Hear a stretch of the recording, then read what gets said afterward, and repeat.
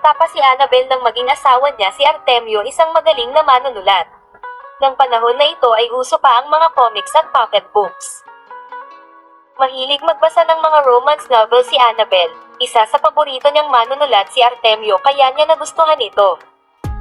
Hindi lang magaling na manunulat, magaling din na mamingibig si Artemio. Pero nang tumagal ang kanilang pagsasama ay nakukulangan na si Annabel sa serbisyo ng asawa. Lagi itong abala sa pagsusulat at mas gusto nitong kaharap ang mapinilya nito kesa sa asawa.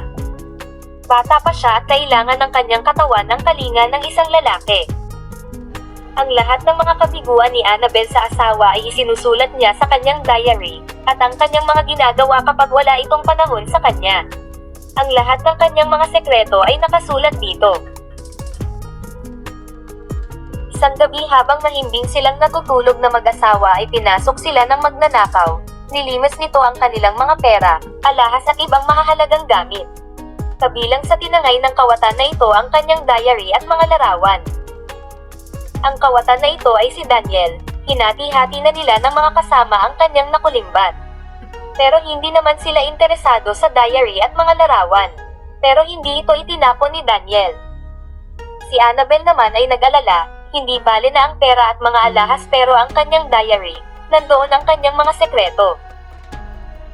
Si Daniel ay nabighani sa larawan ni Annabel kaya hindi niya ito itinapon. Palagi niya itong tinitingnan kaya nainganyo siyang basahin ang diary. Nalaman niya ang mga kabiguan ng babaeng nasa larawan na hindi pa niya kilala, ang mga paghahanap nito ng kalinga dahil laging abala ang asawa sa pagsusulat. Sinundan isang araw ni Daniel si Annabel habang may ginagawa itong transaksyon sa isang gusali. Nang palabas na ang babae ay may nag-aabang pala ditong mga snatcher. Tinulungan siya ni Daniel pero nagulpi lang siya ng mga magnanakaw din katulad niya. Labis ang pasasalamat ni Annabel sa kanya at sinamahan niya ito sa isang klinik upang magpagamot ng mga sugat na dinamo.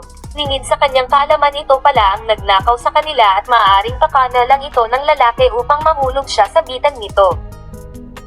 Kinaibigan siya ni Daniel hanggang unti-unti nahulog ang loob niya dito, lalo na nang matuklasan niya na may ibang babae pala ang kanyang asawang si Artemio. Kaya pala nagkukulang ito sa kanya, may iba pala itong pinaglalaanan ng lakas maliban sa pagsusulat.